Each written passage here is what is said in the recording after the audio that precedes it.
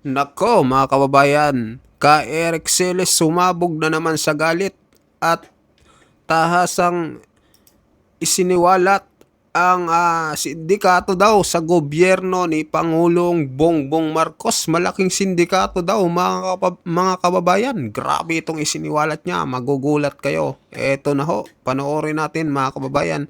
Pa-subscribe din ang channel ni Kuya Bok TV mga kababayan. Eto na po, panoorin natin mga kababayan. Araneta, ang bayaw niyang si Martin Araneta, ito ay bahagi ng malaking isang sindikato.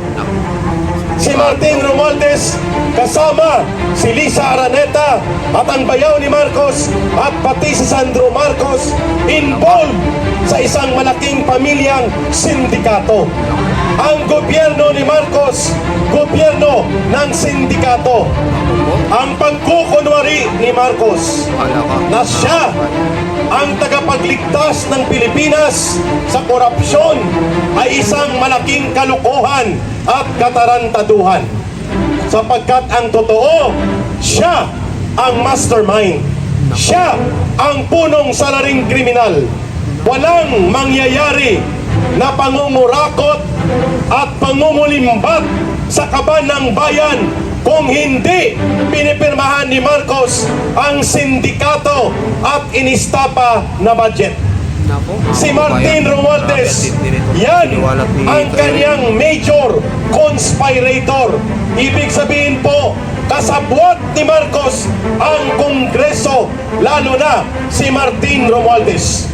Si Lisa, simple lang po ang aking i-deliver na mensaheng ito. Ang pagkukunwari ni Marcos na siya ang tagapagligtas ng Pilipinas sa korupsyon ay isang malaking kalukuhan at katarantaduhan. Sapagkat ang totoo, siya ang mastermind. Siya ang punong salaring kriminal. At yan ay dapat maitatak sa isipan ng bawat Pilipino. Walang mangyayari na pangungurakot at pangumulimbat sa kaban ng bayan kung hindi pinipirmahan ni Marcos ang sindikato at inistapa na budget. Walang ni singkong duling na lalabas sa pondo ng pamahalaan kung hindi si Marcos ang pumipirma ng budget. Diyan pa lang may pananagutang kriminal na si Marcos. Si Martin Romualdez, yan ang kanyang major conspirator. Ibig sabihin po, kasabwat ni Marcos ang Kongreso, lalo na si Martin Romualdez. Si Lisa Araneta, ang bayaw niyang si Martin Araneta, ito ay bahagi ng malaking isang sindikato. Ang gobyerno ni Marcos, gobyerno ng sindikato. At ang sindikato may mastermind, tama?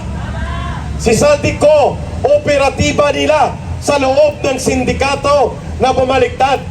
Yan ang tama.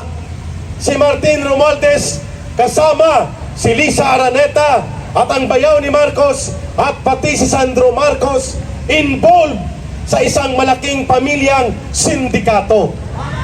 Yon ang tama at yon ang totoo. Kaya wag na tayong magpaligoy-ligoy pa. Ang kongresong ito, the worst Congress to ever exist, sapagkat yan ay pinagharian ng buhaya, magnanakaw at swapang sa pondo at kapangyarihan na si Martin Romualdez. Pero there will be no Martin Romualdez kung walang Marcos na nagbibigay proteksyon at otoridad kay Martin Romualdez. Tama? There will be no Saldico kung wala si Martin Romualdez na naglagay sa kanya. Tama?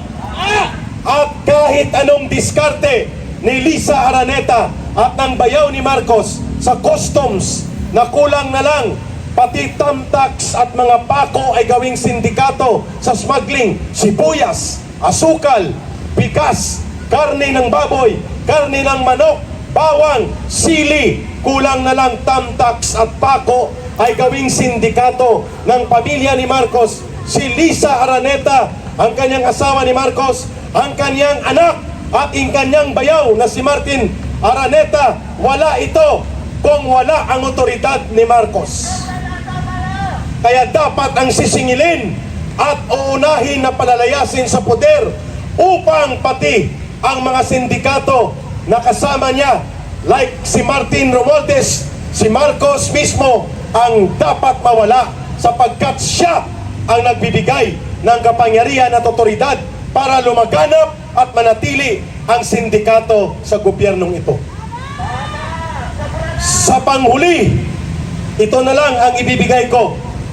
Habang nagsasalita tayo dito at naninindigan ang malubhang korupsyon at pagnanakaw sa gobyerno, nagdudulot ng mahigit 15 million families. Take note, 15 million families ang nagugutom araw-araw. And that is around 75 million Filipinos ang hindi makakain 3 beses sa isang araw. Pero ang tarantado at sindikato ng gobyerno nagpapasasa sa pera at sa lapi mula sa dugo at pawis ng mamamayan. Kaya tama lang tawagin silang mga kriminal at dapat silang managot sa taong bayan. Maliban sa mahigit 15 million mga pamilyang Pilipino na nagugutom araw-araw, mayroon po tayong mahigit 4.2 million na mga Pilipino ang nawalan ng trabaho ngayong last quarter lamang. My goodness, 4.2 million times 5, that's around 20 million na mga Pilipinong pamilya ang walang trabaho, ang kanilang mga kamag-anak at sila ay tinatawag na mga sangkahig, sangtuka, mga kababayan. Yan ang katotohanan. At ngayon, si Marcos nagpromesa pa na bibigyan daw niya ng increase ang base pay ng mga pulis, sundalo at iba pang uniform personnel. Pero walang pera na panggagalingan sapagkat uutang pa siya ng magkano? 1.6 trillion pesos. Doon pa ang panunuhol niya kukunin sa pangungutang niya at ang magbabayad taong bayan. Ang order ng Korte Suprema na ibalik ang 60 billion na kinamkam nila mula sa PhilHealth, ang magbabayad taong bayan, putang ina. Ang taong bayan ba ang nagnakaw sa 60 billion? Hindi! Pero bakit tayo magbabayad? Katarantaduhan, kalukuhan, kainutilan, kabulukan ng isang gobyernong sindikato. Magnanakaw ka na at kukunin mo ang pera ng mamamayan, ipapabalik mo sa taong bayan. Anong uri ng tao ka? Buaya! Ayun, Salot! kaya ang tawag sa kanya, si Marcos ang salot sa kasalot-salutan sa lipunang Pilipino. Tama! Pinakasalot na naganap sa ating bayan. Yan ang totoo at yan ang tamang pananaw natin. Kaya ang paniningil at pagbabayad sa kanila manggagaling sa taong bayan. At sa panghuli, hindi komo tayo ay maliit ang bilang, hindi naririnig ng taong bayan ang ating mga paninindigan at hinanaing. Ang social media, nandyan kayo. You multiply yung ating mensaheng ito at nakakaabot ito sa buong daigdig. Tama! Walang people power na naganap overnight. Ang people power pinagsusumikapan, pinagtsatsagaan at pinupundar at pinapanday. Yun ang ginagawa natin. Bakit tayo nandito? Nagpupundar, nagpapanday at pinubuo natin ang totoong people power. Tama! At yan ay magaganap. Hindi pa ito tapos na pagtitipon. Hindi bilang ang sukatan, kundi prinsipyo at layunin, kagaya ng ipinapakita ni Congressman Miao Kiko Barsaga. Tama! May boses, may paninindigan at malinaw para sa taong bayan. Klaro po na ang AFP at PNP kikilos lamang sila kung ang taong bayan ay tumitindig at sama-samang kumikilos upang baguhin at palitan ang nabubulok na gobyerno ng mga sindikato at kriminal na pinamumunuan ni Marcos at nila Romualdez. At yan ay magaganap. Walang makakapigil sa pagdaloy ng kasaysayan. At lahat po tayo tumayo at ating awitin ang panghuling awitin, pati ang ating mga media and social media commentators and vloggers. Please everybody, join kay Eric. Alapit po kayo, mga kababayan. At aawitin natin ang Pasko ay sumapit. Hindi. Mamaya na yun. Samahan nyo si Eric sa awiting ito na sumasalamin at sumisimbolo sa damdamin ng bawat mamamayang Pilipino.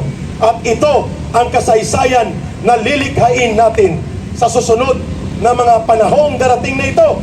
Hindi na magtatagal, naghihingalo na ang gobyernong ito ni Marcos. Sabayan niyo si Eric. Kay sarap mabuhay sa sariling bayan kung walang alipin at may kalayaan. Ang bayang sinisil bukas ay babangon din. Ang silangay pupula sa timyas ng paglaya. Everybody, ibon mang may layang lumipad, kulungin mo at umiiyak. Bayan pa kayang saktal dilag, ang dibag nasang makaalpas. Pilipinas kong minumutya, pugad ng luha at dalita. Aming adhika, makita kang saktal laya. Aming adhika, makita kang saktal laya. Sundan niyo si Eric.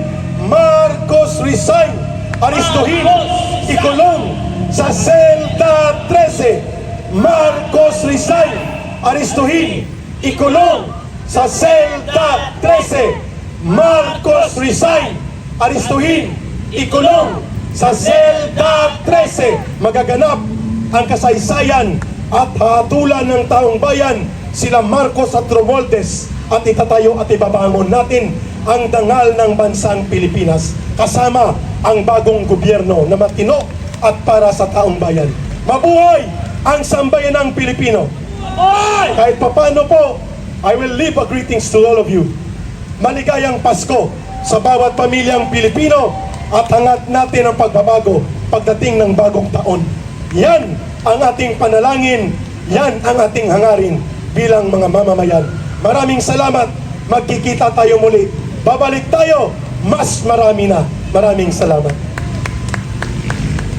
Maraming Ayan mga kababayan, ano hong masasabi nyo dito? Grabe ang isiniwalat ni Ka Eric ng tapang niya mga kababayan. Grabe, talagang tinatawag niyang sindikato, no? Ang gobyernong ito talagang pinapangalanan niya si PBBM, si Romualdez at kung sino-sino pa. Grabe, ganito katapang tong si Ka Eric. So mag-comment ho kayo ano masasabi niyo sa kanyang isiniwalat na isa daw hong sindikato di umano itong gobyerno daw ni PBBM at kasabwat daw itong si Martin Romualdez mga kababayan. So mag-comment kayo, mag-like at mag-subscribe sa ating video, at sa mga bago dyan, pa-subscribe din po ng ating channel. Malapit na po tayo mag 400,000 subscribers. Yan, maraming salamat po sa inyong suporta mga kababayan. Thank you po.